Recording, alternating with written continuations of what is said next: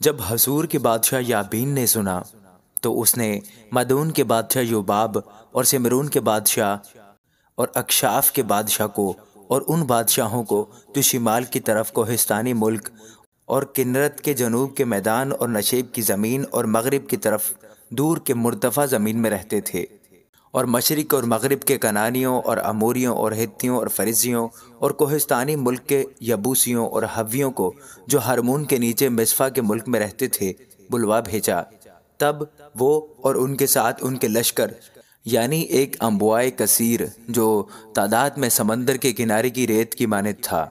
بہت سے گھوڑوں اور رتھوں کو ساتھ لے کر نکلے، اور یہ سب بادشاہ مل کر آئے اور انہوں نے میروم کی جھیل پر اکٹھے ڈیرے ڈالے تاکہ اسرائیلیوں سے لڑیں۔ تب خداوند نے یشوع سے کہا کہ ان سے نہ ڈر، کیونکہ کل اس وقت میں ان سب کو اسرائیلیوں کے سامنے مار کر ڈال دوں گا۔ تو ان کے گھوڑوں کی کونچیں کاٹ ڈالنا اور ان کے رتھ آگ سے جلا دینا۔ چنانچہ یشوع اور سب جنگی مرد اس کے ساتھ میروم کی جھیل پر ناگہان ان کے مقابلہ کو آئے اور ان پر ٹوٹ پڑے، اور خداوند نے ان کو اسرائیلیوں کے قبضہ میں کر دیا، سو انہوں نے ان کو مارا اور بڑے سیدا اور مصرفات المائم اور مشرق میں مصفا کی وادی تک ان کو رگیدا اور قتل کیا، یہاں تک کہ ان میں سے ایک بھی باقی نہ چھوڑا۔ اور یشوع نے خداوند کے حکم کے موافق ان سے کیا کہ ان کے گھوڑوں کی کوچیں کاٹ ڈالی اور ان کے رتھ آگ سے جلا دیے۔ پھر یشوع اسی وقت لوٹا اور اس نے حصور کو سر کر کے اس کے بادشاہ کو تلوار سے مارا، کیونکہ اگلے وقت میں حصور ان سب سلطنتوں کا سردار تھا، اور انہوں نے ان سب لوگوں کو جو وہاں تھے تہ تیغ کر کے ان کو بالکل ہلاک کر دیا، وہاں کوئی متنفس باقی نہ رہا۔ پھر اس نے حصور کو آگ سے جلا دیا، اور یشوع نے ان بادشاہوں کے سب شہروں کو اور ان شہروں کے سب بادشاہوں کو لے کر اور ان کو تہ تیغ کر کے بالکل ہلاک کر دیا، جیسا خداوند کے بندہ موسیٰ نے حکم کیا تھا۔ لیکن جو شہر اپنے ٹیلوں پر بنے ہوئے تھے ان میں سے کسی کو اسرائیلیوں نے نہیں چلایا سوائے حصور کے جسے یشوع نے پھونک دیا تھا،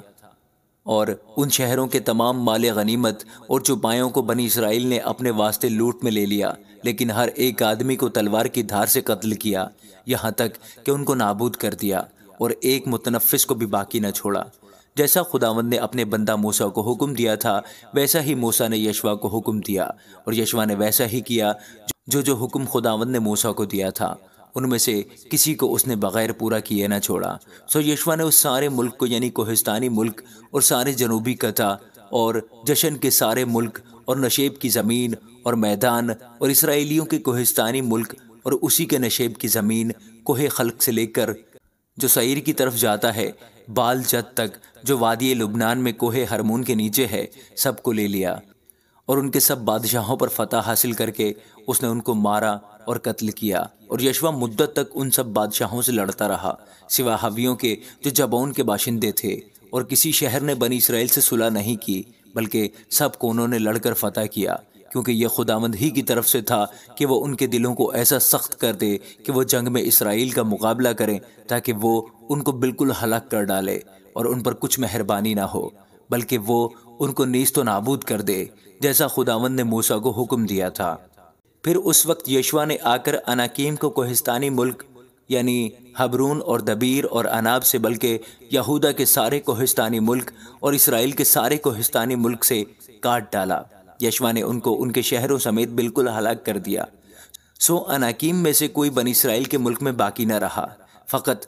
غزہ اور جات اور اشدود میں تھوڑے سے باقی رہے۔